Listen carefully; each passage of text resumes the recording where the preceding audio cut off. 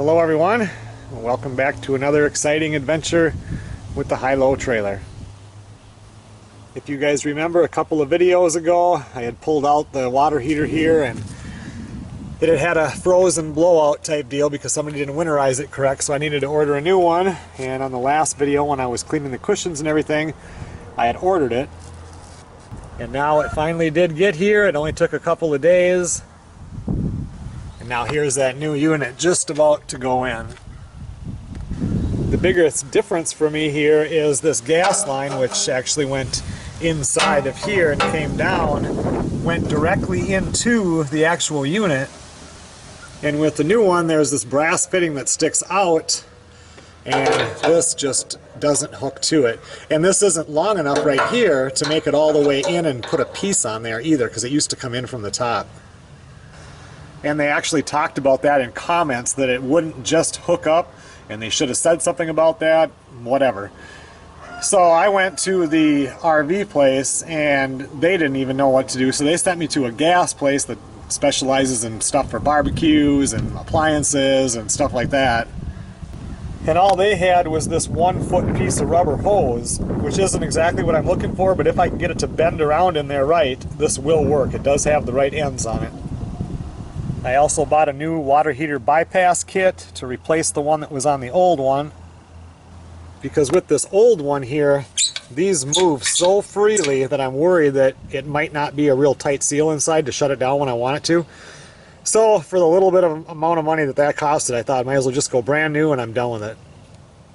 And like I said in one of the previous videos, I had to get a new door kit. It's the only way for me to get this to fasten to the actual trailer. And that showed up as well. So now it's just figuring out how it all works, putting it together, and getting it installed.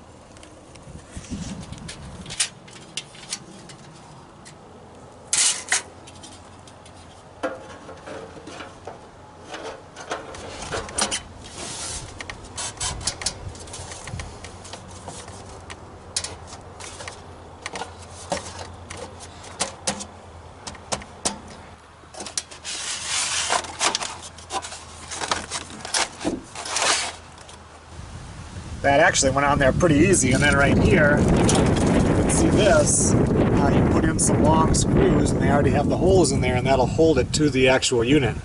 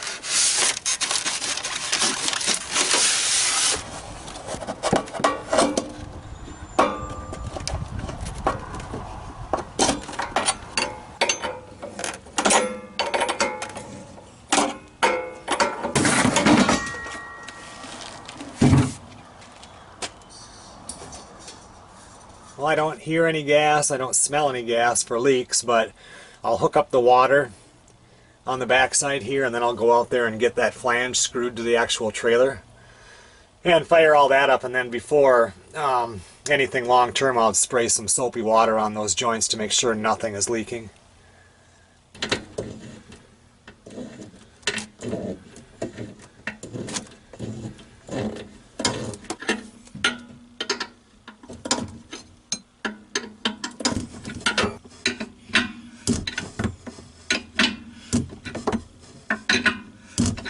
Well, theoretically, everything should be hooked up here, but that's a lot of fittings, a lot of places where it could leak. So I think what I'll do is hook the water up to the trailer, turn the water on before I end up screwing this thing in solid. Just make sure that we don't have leaks where I have to pull something out and retighten something up or whatever. Last time I had water hooked up to this, it leaked, and I don't know if it's... A lot of times it's just that little gasket in here, and I don't have any brand new ones. I got a whole package of them down in Louisiana on the fifth wheel, but it's not going to help me here. I think I'll pull this out and take one out of like my sprinkler or something and put it in there.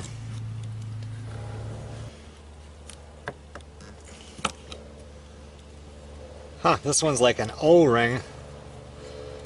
I don't know if that has to be in there or not.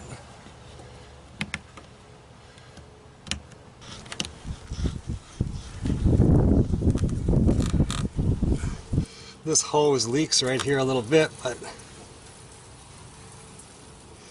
when I turn that on, this leaks. That O-ring must have to stay in there.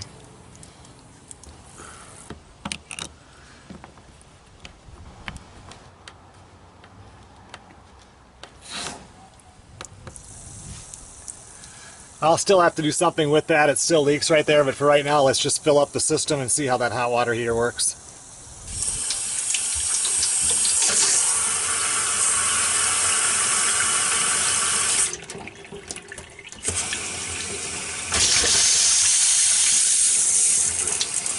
I don't see any leaks on that one. I don't see any leaks on the bottom one. Get some of that air out of the line.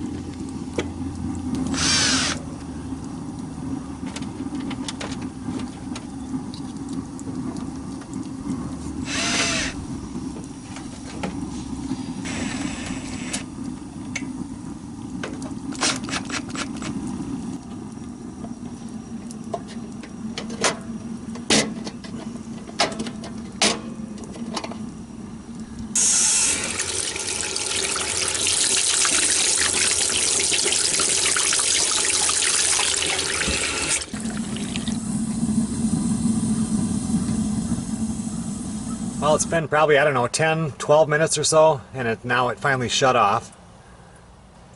I don't see any leaks at all here with all the stuff that we did. I don't see any leaks throughout the whole entire camper. Except right here, this is underneath the toilet. That black cap right there, if I turn the water onto the toilet, then I get a drip. But I took that black cap off, and I think there should be an O-ring in there, and there's not. So, and this is a Sealand 910, you can still get parts for it. So I'll look online and I'll get an O-ring for that. But otherwise, and that is only on medium, and that is some hot water, so that's really nice.